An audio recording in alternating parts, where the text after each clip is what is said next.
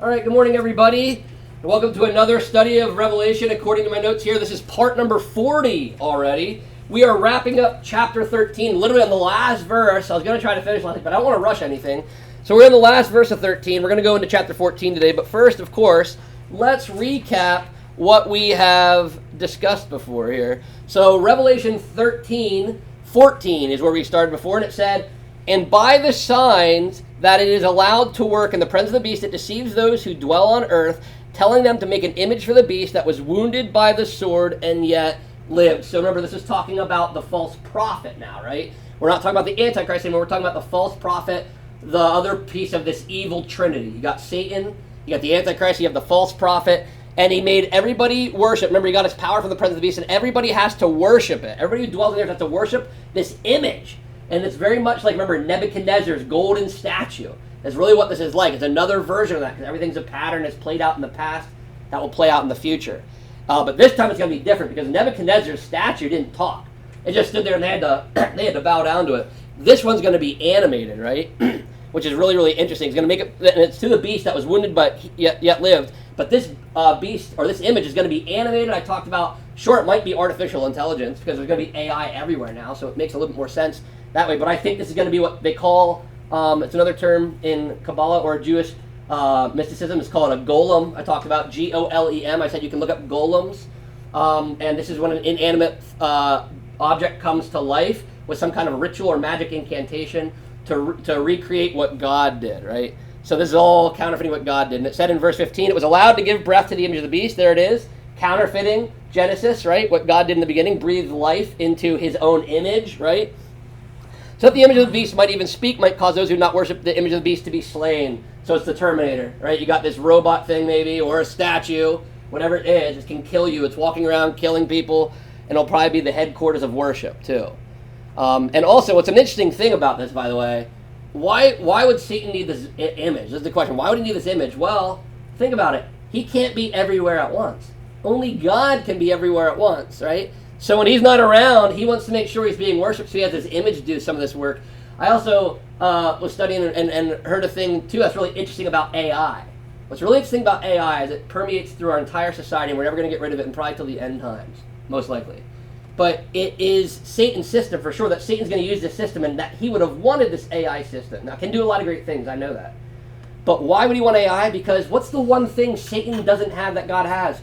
God can be everywhere at once and see everything all at the same time. Satan can't do that. But with his AI system, he'll be able to. So the Antichrist will even replicate God-like things where he'll be able to see and know everything all at once with his AI system that's watching you.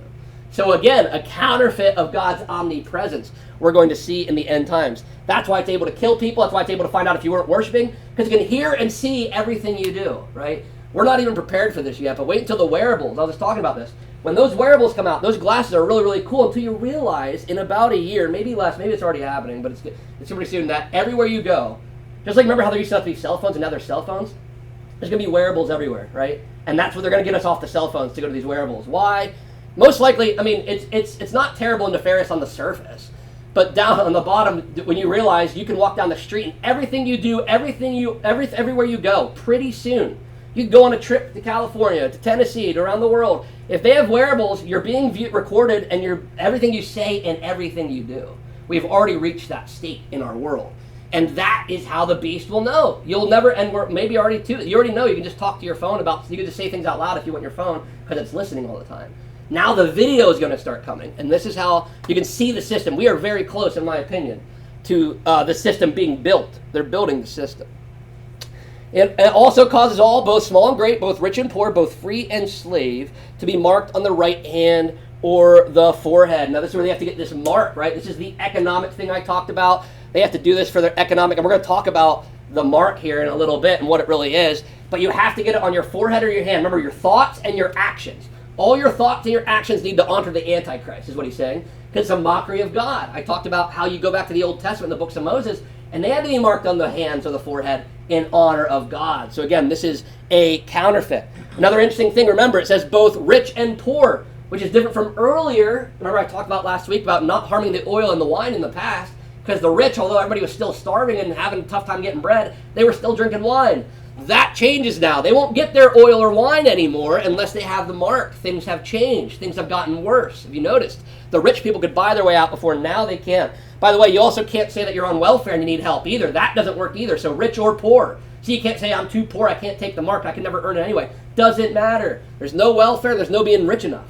All that stuff is in the past, right? That's what's going on here. And it says, so that no one can buy or sell unless he has the mark. That is the name of the beast or the number of its name.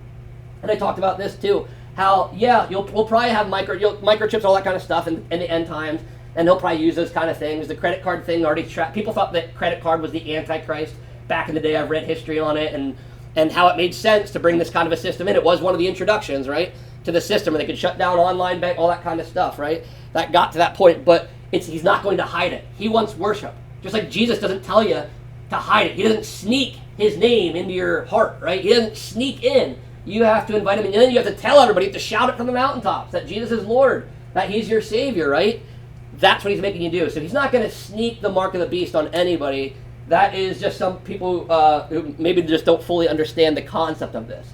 This is like God didn't put the names of the foreheads of the priests secretly. So you got to follow the biblical model. This is very much to give him praise and honor and worship.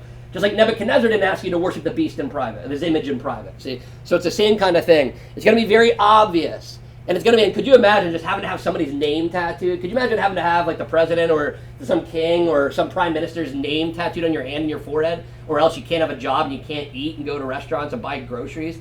That's wild, but that's what we're going to be. That is how much of a narcissist he'll be. Why?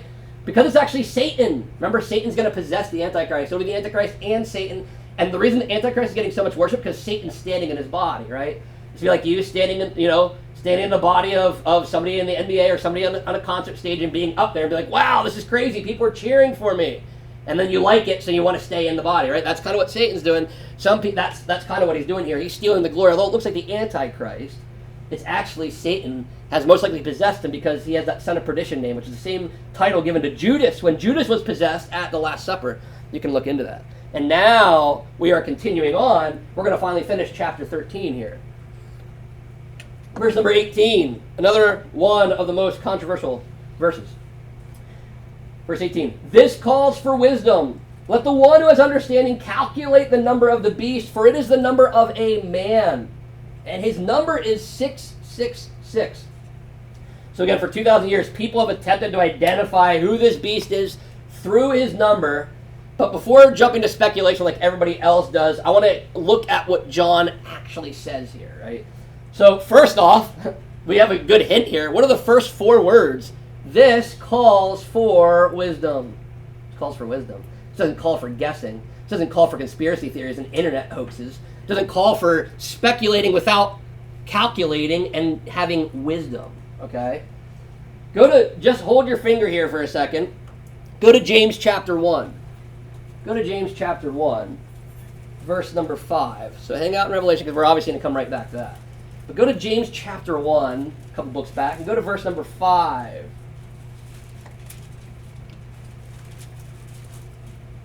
Look at one of the main things James says here. This is really helpful. Because remember, I love the Bible. You can always reference the Bible. It's the best source for the Bible. So if you study Revelation, all those other 65 books are the best references. James chapter 1, verse number 5. And this is what mine says. Here's the key of this verse. I want you to say. It says, you guys are probably familiar with this one. If any of you lacks wisdom, what should he do? Let him ask God, right? So James says, if any of you lacks wisdom, let him ask God. John over here says, this calls for wisdom. Guess what? If you don't have the wisdom to understand it, you better ask God. You better not ask the guy down the street who doesn't even believe in God or doesn't believe in Jesus. You ever talk to those people? They're fun to talk to sometimes, but for sometimes the wrong reasons. You have to guide them. But the people that don't go to church, the people don't really read their Bible, but they're all obsessed with the end times and who the Antichrist is. Well, guess what? If you don't know God, you don't have the mind of Christ with you, you can't understand what this is even talking about, and you'd never be able to guess them. And that's why it's not wise to tell people that pick a name today is the Antichrist, right? Or pick a name because you need the wisdom. And if they don't know God, they're not going to be able to do this kind of stuff, right? Proverbs 9:10 also says, the fear of the Lord is the beginning of wisdom. So you have to, again, yield to the Lord and know that you need God to even understand what this is talking about. And then we're going to find out we probably can't even calculate who the guy is anyway. But then what it says, this calls for wisdom. Let the one who has understanding calculate the number of the beast. Calculate. The word calculate, right? What does that mean? If I said, hey, calculate these numbers, you're most likely going to get out a pen and paper or today a calculator on your phone. And I want you to either count, compute, right? Or get some kind of numbers. You're going to add them and you're going to do some work on these numbers. So what is John expecting us to do? To work through something. He's not saying, hey, guess, look at the political landscape and try to guess who it is. No, there's some kind of calculation. That doesn't have, and a lot of times, so here's a way to snuff this out, and people tell you they know who the Antichrist is. You can snuff this out and say, well, how'd you calculate that? And they say, well, I calculated it by watching the news. No, how did you calculate that? Because this number 666, what are your calculations? They usually don't know what they're talking about, right? But this strongly says the number has a meaning, rather than being a random number, right? Rather than being some random number, it has a meaning, right? And again, I talked about this before. Last week, I gave us a little hint of it. It's gematria, spelled G-E-M-A-T-R-I-A. And in the ancient world, letters often had numerical values. And I explained this again last week, but I'll kind of go again just as a refresher. Roman numeral, like for example, there was a woman in the church before, her name was Violet. We call her Vi for short, V-I, Vi, right? That's Violet. But if you wrote V-I in Roman numerals, that's the number 6, right? So how do you tell if it's number 6 or if we're talking about Vi? Are we talking about a number or are we talking about a person? The context, right? So that's how you would know, right? If I said, go pick me up VI oranges, I probably need 6 oranges. If I said, go tell VI that I'm coming to this store, VI, no, by context, we know that was Vi. So you can see in the ancient times, they didn't have numbers. That came out later. They didn't have numbers like 1, 2, 3, 4, 5 like we do today. And they just used, that's why we have Roman numerals. But that wasn't just them. The Greeks, the Hebrews, they all did this because they had to. How else are you going to count? You had to give values. So then once you do that, everybody now has a value. Every name, because every letter has a value, so now we all have values.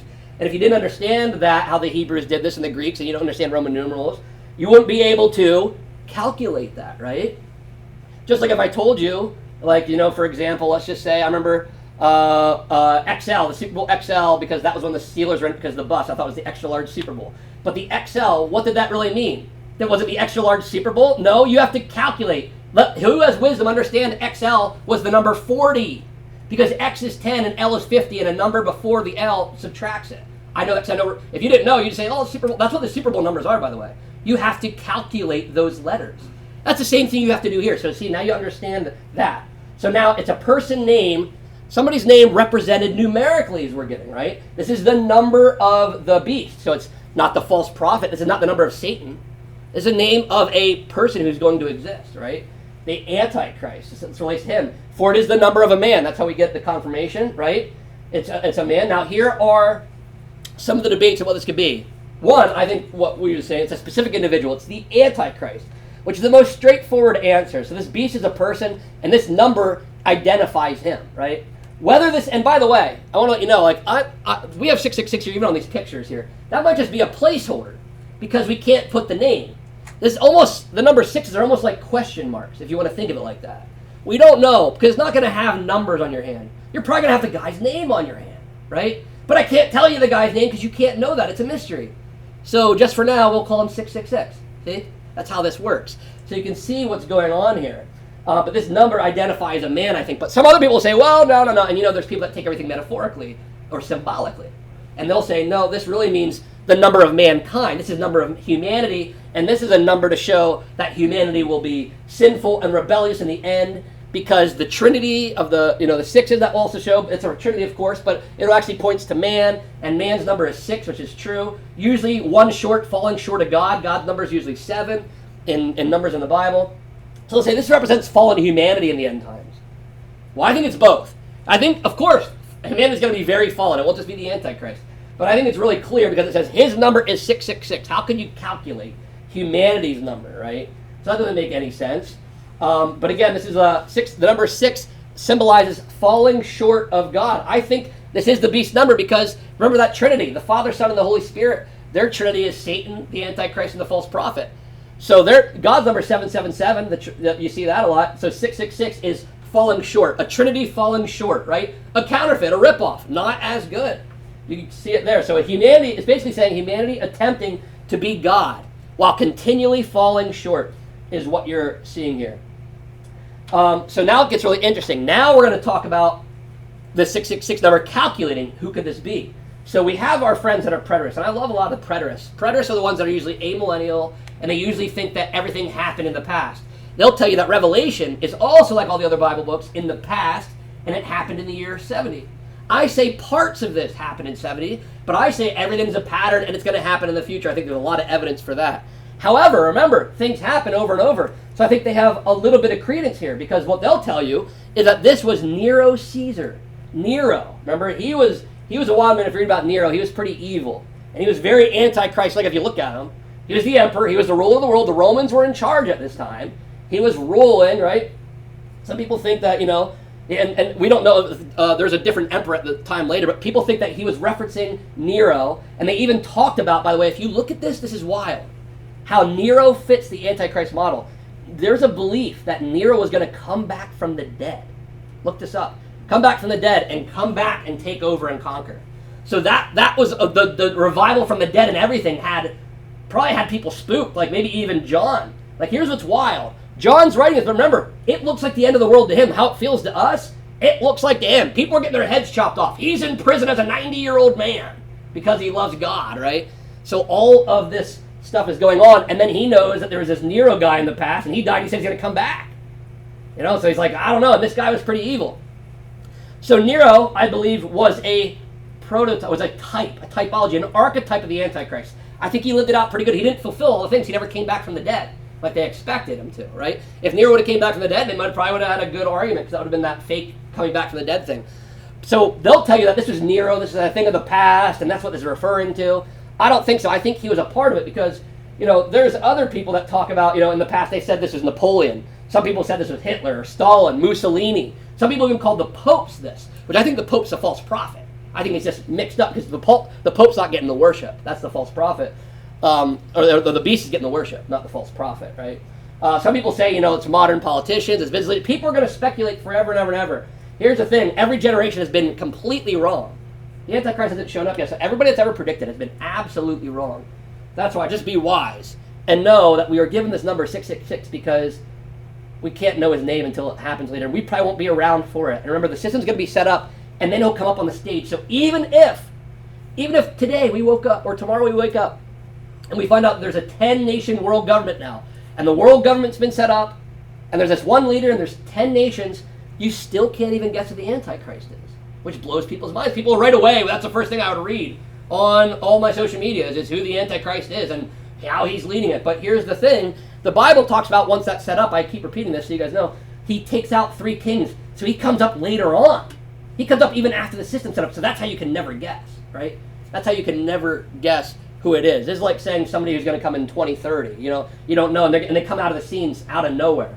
So that's what it's going to be, just like Jesus came out of nowhere. So you cannot predict. So don't worry about calculating, because if he's a famous figure, he's not the little horn. The little horn is going to be an unknown guy. If you think it's some famous celebrity or somebody with power or some of these tech elites, they might show traits of this guy, and they might even be arrogant and want worship and praise, but they're just little patterns of the Antichrist that's really going to come. So we learn here that wisdom is more important than speculation.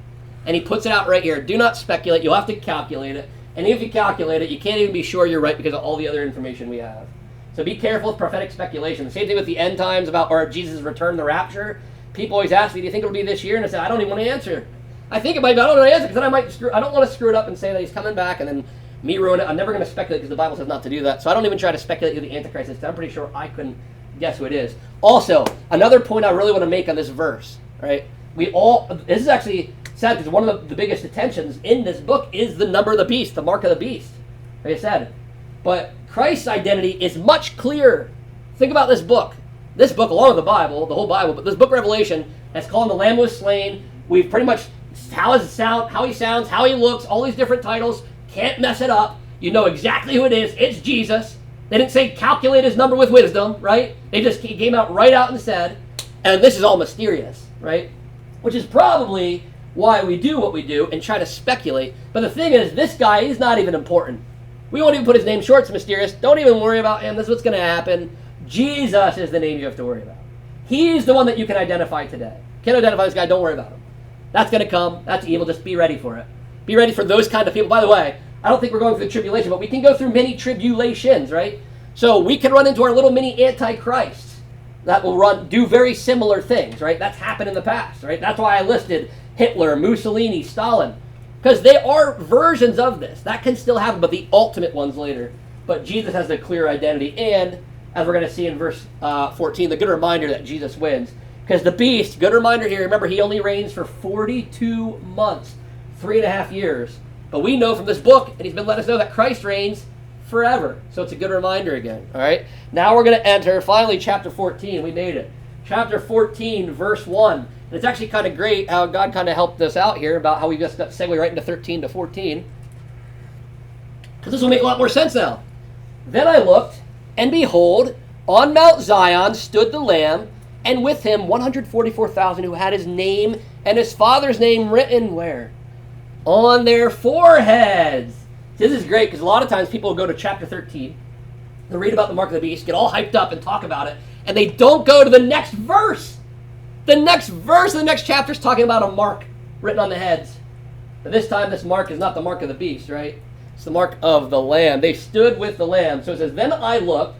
So now then I looked. So it's a transition. Oh, we have a new chapter. So all that mark of the beast, false prophet, wow, this is terrible, all this stuff. Then, he says, then I looked, and behold. So now it's like, hey, pay attention to this. He's basically saying, I know we just saw all that crazy stuff, but whoa, watch. Wait till I show you who truly wins. So he's trying to get us like, hey, because that's what you have to do, by the way. I don't know if you know that. When you tell people bad news, you have to give them good news too, right? And John is very good with this here. And God had him write this very well. So he's basically saying, watch, so now look and behold, this is coming. He says, on Mount Zion stood the Lamb, and with him 144,000 about his name. This is a very comforting thing. But it says, on Mount Zion. This takes careful attention, and this is a tricky, it's actually kind of crazy. I think this verse, which is going to blow some of your minds, is harder than the last verse. That's going to blow your minds. I think this verse, how to interpret it, is harder than the mark of the beast. I'm going to talk about why here. Now we have, and you'll see. So first, what is Mount Zion? Well, the Bible talks about Zion, and actually it's in the news a lot now because of Zionism, they'll say. And there's a billion different definitions of what Zionism is. And there are some very bad versions of Zionism, like saying that the Jews can do whatever they want and they get into heaven because they're Jews. That is crazy talk, right? That's not biblical at all. But then there's Zionism, and Zionism, the true biblical version of it, would be that you believe that one day the Lord will come back and rule on Zion in Israel, right? Jesus even, by the way. Like, that's the truth. And that Israel will come back one day, that Jesus will rule on Zion. And this is where it kind of comes from. I mean, not kind of, it does. It does come from here and a bunch of other places we're going to look here. So Mount Zion was often associated with Jerusalem in the Bible, often associated with the coming Messianic kingdom, and here's the clincher, Christ's earthly reign. This is why you see the pushback against, well, for some bad reasons against Zionism, because there are some bad actors, and like I said, have gone crazy, but it's because of that Christ's earthly reign part. He is literally going to reign. And remember, the Roman Catholic Church hated this, because that means Jesus is going to overthrow them too. And they wanted to keep ruling, so that's why they made the church, remember Origen and all them, they make the church the kingdom, and now Jesus is ruling in the 1,000-year kingdom now. That's why that happened. That's why they pushed so hard against Israel, because the Jews coming back later and being saved by God is a mind-blowing thing to them, and it's really detrimental to the Roman Catholic Church and their authority, which is why they stand against the Jews quite a bit. And Satan's, as we know, stirring this up. But Jesus is going to rule from Mount Zion. He's standing on Mount Zion, and it's obviously often in the Old Testament, like I said, with Jerusalem in a real earthly place. Psalm 2, I'll read this. Psalm 2, verse 6. As for me, I have set my king on Zion, my holy hill. That's biblical. If you think Jesus is going to rule from Zion, that's biblical. If you don't, that's anti-biblical. Isaiah 24, verse 23. Then the moon will be confounded and the sun ashamed, for the Lord of hosts reigns on Mount Zion and in Jerusalem, and his glory will be before his elders. Notice it didn't say New Jerusalem when I read that verse, because New Jerusalem is a different thing. New Jerusalem is after the millennial temple, after the millennial kingdom. This is talking about an earthly kingdom. Go to Isaiah 49. Isaiah chapter 49. This is pretty wild. Isaiah chapter 49, verse 14. Isaiah chapter 49, verse 14. And we're going to see God even told us this. And this is what people that, kick back on that God, that Jesus is going to rule from the earth. There's not going to be a real earthly kingdom, Eric. You're getting hyper literal again. It's like, no, with prophecies I'll get literal. Some things I understand there's poetry and things, but I'm going to take it literal because God said that he would never forget earthly Zion. That's why I believe he's going to go back to Zion on rule, because he said he'd never forget it. Isaiah 49, verse 14. Ready? Isaiah 49, verse 14. But Zion said, the Lord has forsaken me. My Lord has forgotten me. Can a woman forget her nursing child, that she should have no compassion on the son of her womb? Even these may forget, yet I will not forget you. Behold, I have engraved you on the palm of my hands. Your walls are continually before me. Did you see that? Walls, Zion. He will not forget them. Why would God have to put in Isaiah that he will not forget Zion and the walls? We know Zion is Jerusalem. Why is Jerusalem, Zion, personified, crying out as, why are you forgetting me? Could it be what we have seen? That Jerusalem has been in shambles. It's been tough since Nebuchadnezzar showed up. It's not been great days in Jerusalem since Babylon arrived and conquered the first temple. And to this day, they're trying to be pushed out of Jerusalem because they say they don't belong, because Satan is really just trying to prevent this. I'm not getting into politics and who's good and bad. I don't care about that stuff. I care about the Bible, and all I know is at some point, Zion is going to be ruled by Jesus, who's a Jew, in Israel on earth. He said he wouldn't forget her. And I have another one. Go to Joel chapter 2. In case some people, I don't know how they would, but some people, if they could somehow pretzel twist their way out of that one and say, well, that doesn't mean what it means. That doesn't talk about Zion, which I don't know what else he could talk about. What else has walls? What else is Zion? Zion's Jerusalem all throughout the Old Testament, and where the Messiah is going to rule from, right? Go to Joel chapter 2. Go to verse number 31. Go to verse number 31. Joel 2, verse 31. And you guys are familiar with this because I've read this verse probably like 5 times in here. But what's amazing, I've read these verses, we're going to look at it in a different light now. This is about the end times, when Joel warned about the day of the Lord coming, right? Joel 2, verse 31.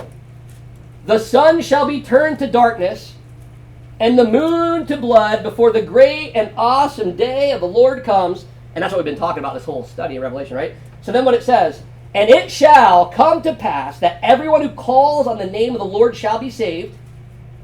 For in Mount Zion and in Jerusalem there shall be those who escape, as the Lord has said, and among the survivors shall be those whom the Lord calls. Did you see that? Did you see the order of that too? Joel says there's going to be, the sun's going to be darkened, the moon's going to turn to blood. We've already read about that. That's now, right? But then it says, it shall come to pass, everybody who calls the name will be saved. Talking about the tribulation, Joel's saying. Don't worry, if you live in those days and you don't know the Lord yet, call out his name. You call out his name, you will be saved. For in where? Mount Zion. Where? In Jerusalem. There shall be those who escape. So do you see, this is the Old Testament. This is again why I have problems with people who change prophecy to symbology. I don't care if other things are symbolic, because I think they're symbolic too. I keep talking about, I don't think there's a real dragon and a real beast with this many heads. That's symbolic. But I don't think it's symbolic that they're going to exist. I think they're real people. Symbology can try to show real people. I believe there is going to be a real earthly kingdom for 1,000 years in Jerusalem because God said it in the Old Testament. And why would he change this? Why would he say? He said back in Isaiah, that they shouldn't. He said he would help them, right? Your walls are continually before me, right? I will not forget you. Would the mother have not compassion on the son of her womb? He's saying, why would I forget you? So if God had to say that in the Old Testament back then, before he knew what it was going to be like, I'm going to stick with that. That one day, this could be showing. Now I'll show you why it still might not be what he's seeing here, but one day this will be a true thing on earthly Israel. And we could say what John is showing us is, I know you just saw the Antichrist. I know he's killing saints. I know they're worshiping. I know everybody's starving. But look, I got to look at the end again. You got to look at the end, the very, very end. Even when we're reading all this stuff about Jesus dying on the cross, we just say, look at the end of the book, right? You got to look at the end. It's saying Jesus, one day, it's almost like you get a snapshot maybe of the 1,000-year kingdom, because it's true. One day we're reminded Jesus will rule in Jerusalem on Mount Zion. And these 144,000 will be there with him, right? Because they're saved. We'll be there with him. Might as well count us in there, right? But they are vision because it's kind of going to show here those who are marked by God, right? So you can see one day this is going to be true. Whether this is what he saw or not, that's a true statement. Now here's the other take. The heavenly Zion. Go to Hebrews chapter 12, verse 22. This is where it gets confusing. So this is where I see people can spiritualize a lot of things. This is why you have to rightly divide the word of God. You have to be very meticulous. Because there's both earthly and spiritual realities. Sometimes they crisscross, and you have to uncross the wires a little bit. Okay? That's what we're going to do right here. We're going to try to uncross the wires. Sometimes they're crossed on purpose. I think God crosses these on purpose, and I'll tell you why. But Hebrews 12, verse 22. Here we go. Hebrews 12, verse 22. But you have come to Mount Zion, and to the city of the living God, the heavenly Jerusalem, and to innumerable angels in festal gathering. So in Hebrews, writer of the Hebrews here is talking about a heavenly Jerusalem, right? So we already know in the Old Testament, it's all about the Messiah is going to reign in Zion and Jerusalem. But did you know there's a heavenly Zion, right? But that shouldn't surprise us when we think about it. If you guys were here, remember when I talked about the tabernacle? And if you know about the tabernacle, it was to worship God, but it was all shadows. Kept hearing these shadows of what was real, because there's really a tabernacle up there, right? Just like there was a temple down here, but it was really a shadow of what was up there. So, what's happening down here on Zion? Did you know while Zion's down here, there's Zion up there? So there is a heavenly Zion, and it's simultaneous, right? And one day there will be a new Jerusalem, right? This is the heavenly Jerusalem, though, so it's heavenly. So this is the above. Remember, as above, so below is a true statement, although the occult uses it for magical reasons a lot of times. That is a true thing, right? That's why did you know that we are seated at the right hand? We are seated with God in the high and heavenly places. No, we're not seated where Jesus is, but we are up there. Ephesians talks about as we're with him right now. Almost there's two of us. That's why they talk about the higher self and the lower self. You'll hear some people talk about that. Biblically, that's true too, right? Because I'm down here, but spiritually, I'm with the Lord in somewhere else. So that's also true. Hebrews is telling us there's a Mount Zion, a city of the living God, in the heavenly Jerusalem with the angels around it. So now, this is kind of interesting. What is it? Because Jesus, I'm telling you, will stand on earthly Zion. But he's also standing on heavenly Zion right now, because he's always ruling. So which was it? Which was it? Now, here's the crazy thing. I actually, when I first used to read these things, I always thought it was literally like seeing them in the end in the millennial kingdom, which maybe, it's trippy, but maybe it was like I think maybe it's a flashback. Kind of one of those weird things, like a graphic where they're standing in earth, and then boom, they're in heaven, and they're in earth, to show that, I don't know, I'm making up in my head, because they're both true. Although I think this situation is going to blow people's minds, might actually take place in heaven. And we'll have more evidence later of it, because we're going to see hearts, we're going to see elders as we go along. I don't know if they're there or not. And you're going to see this heavenly language that we saw before. And they're in heaven. And now this is halfway through. Remember, John is seeing this, and it is a promise of the end time. So it's our hope, after seeing all that terrible stuff, hope that God is going to win, and that the 144,000, and they're going to win too. But the thing is, how did they get into heaven? How are they in heaven, right? Because we're in heaven, the saints are in heaven because we got raptured. How are they in heaven? And weren't they protected? Weren't they protected so they couldn't get hurt or killed? So how would they end up in heaven? And I don't really see any really verses for rapture in there. Because, there's always potential there's other raptures. There are going to be other raptures probably, like at the end times. Like in Matthew 24, when people try to tell you the rapture at the end. That's regathering of Jerusalem and all the Jews around the world and all those that believe, and the Gentiles that believe in the tribulation. They're going to be gathered together at the end with the Lord. But how would they get to heaven if there's no rapture? Well, they get killed. Maybe they got killed. That's so mind-blowing, because I thought they couldn't.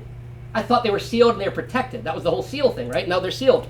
Well, go to Revelation 11. Go back a little bit. Hold your finger. Go back to Revelation 11, verse number 4. And this will bring back, remember we were talking about the two witnesses? This is who I think is Moses and Elijah. I've talked about it. You can go back and watch past video if you haven't seen that yet.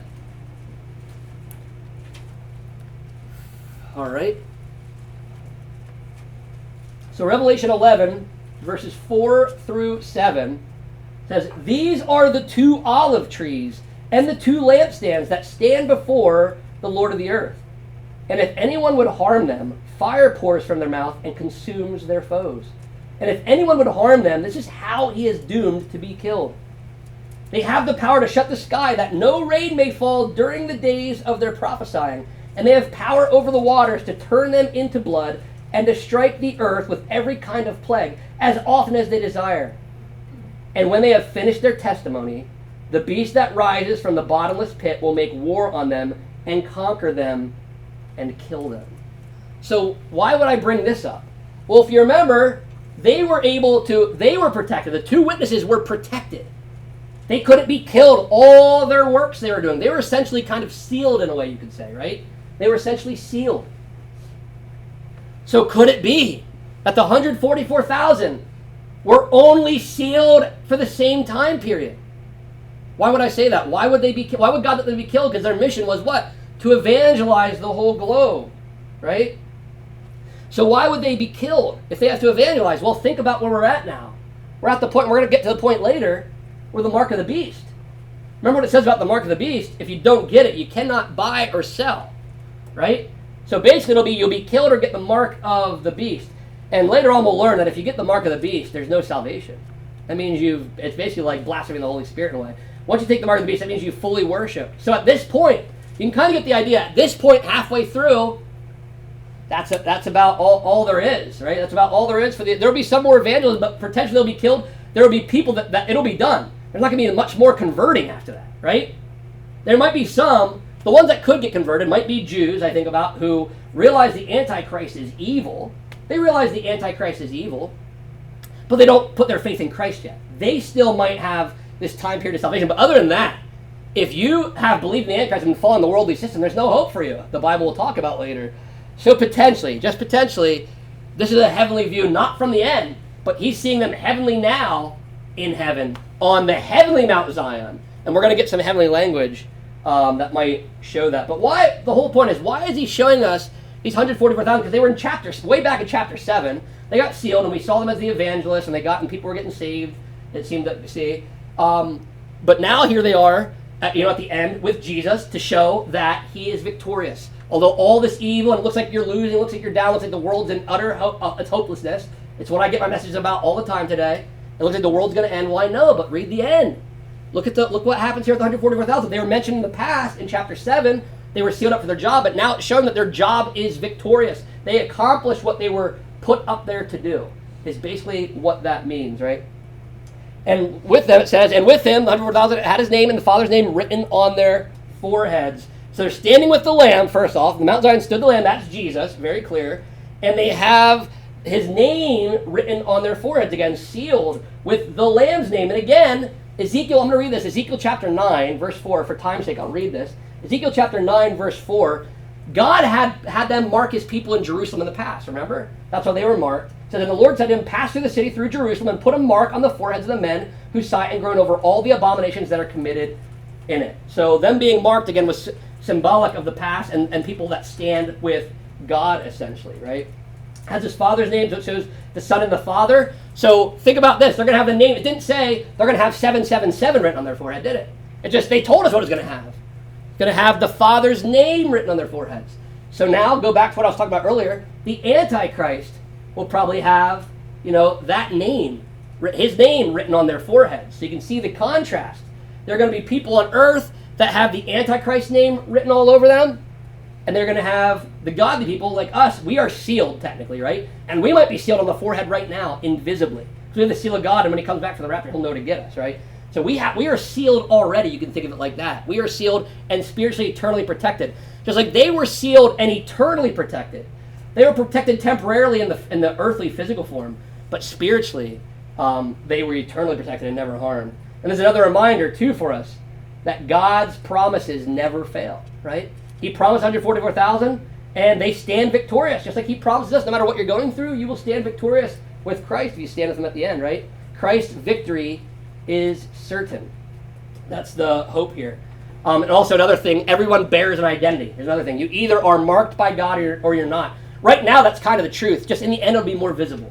Like right now, you're either a child of God or a child of Satan by default. It just means you stand against God, right? So as it would end today, you're either marked by God or you're not, right? Or you're of this world, right? So even today, you have to decide, who are you marked by, right? And I think the conversation I'm having with you guys are probably marked in the spiritual sense by God. But those who don't have God yet are technically marked by the beast in some other way, in an invisible way, right? But in the end, it'll be very visible, right? But salvation, the hope, of course, and this I'll end because I'm going late now, is that salvation does produce security, right? You can be saved, eternally saved. They were eternally saved and secure no matter what came. And we can be sure of our salvation.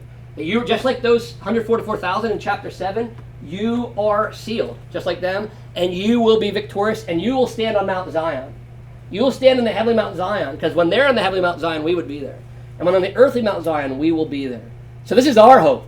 The 144,000, That was their hope, but it's a hope for all of us, all who believe in Christ and all who do his work and all who stand for him, even against persecution and opposition. Even if they kill you at some point, you will stand with the Lord victorious in the end, and that's what it's really all about.